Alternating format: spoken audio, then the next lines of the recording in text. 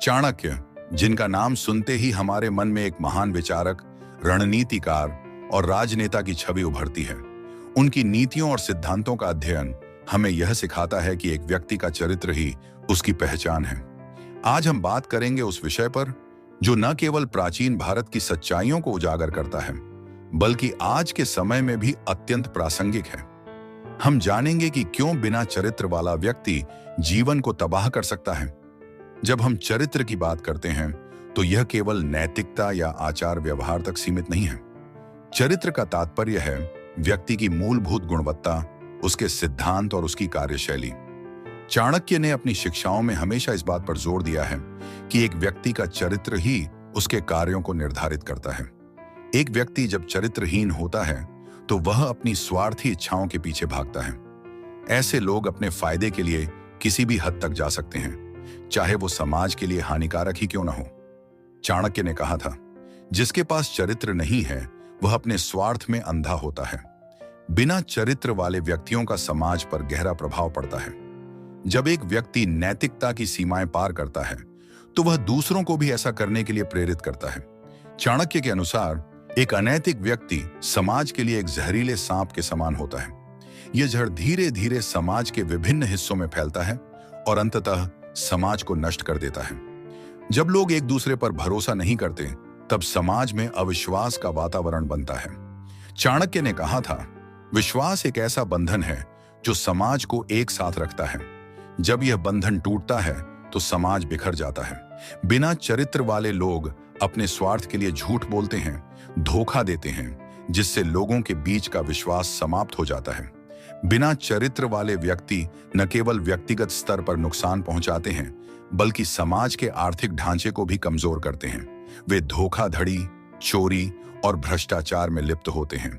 चाणक्य ने स्पष्ट किया था कि धन का सही उपयोग और उसके लिए नैतिकता आवश्यक है। जब लोग अपनी स्वार्थी इच्छाओं के लिए गलत काम करते हैं तो समाज की आर्थिक स्थिति खराब होती है। जब एक व्यक्ति बिना चरित्र का होता है तो वह अपने परिवार में भी अशांति लाता है। ऐसे व्यक्ति अपने परिवार के सदस्यों से धोखा करते हैं, जिससे परिवार में विश्वास की कमी होती है।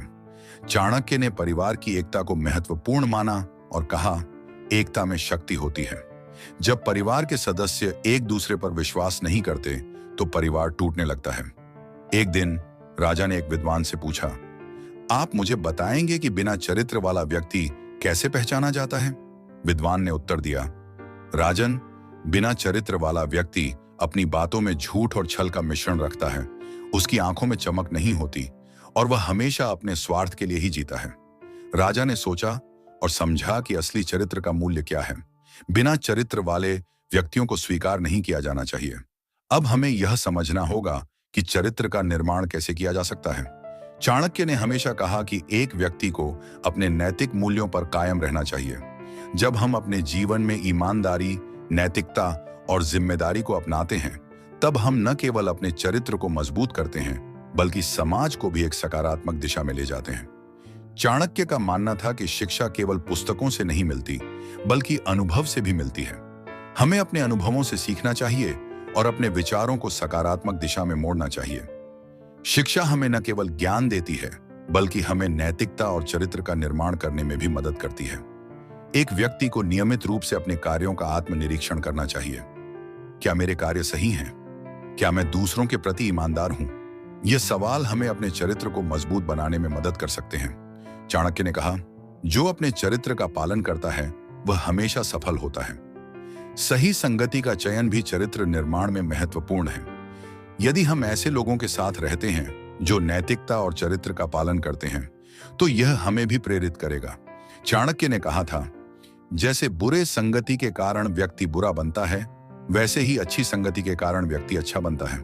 बिना चरित्र वाला व्यक्ति जीवन को तबाह कर सकता है, क्योंकि उसके कार्यों का प्रभाव न केवल उसके अपने जीवन पर, बल्कि समाज पर भी पड़ता है। चाणक्य की नीतियों को अपनाकर हम अपने जीवन को बेहतर बना सकते हैं। हमें हमेशा यह याद रखना चाहिए कि चरित्र हमारी पहचान है और इसे बनाए रखना आवश्यक है। इसलिए आइए हम सभी मिलकर एक बेहतर समाज की दिशा में कदम बढ़ाएं, जहां चरित्र और नैतिकता की स्थापना हो। चरित्रवान व्यक्ति न केवल खुद को, बल्कि अपने आसपास के लोगों को भी प्रेरित करता है। ये हमारे सामूहिक प्रयास पर निर्भर करता है कि हम समाज को बेहतर बना सकें। अंत में चाणक्य का यह वाक्य हमें याद रखना चाहिए, एक व्यक्ति का चरित्र ही उसकी सबसे बड़ी संपत्ति है। इस संपत्ति को न केवल संरक्षित करना है, बल्कि इसे बढ़ाना भी है। वीडियो पसंद आया तो लाइक करें, शेयर करें और सब्सक्राइब करें।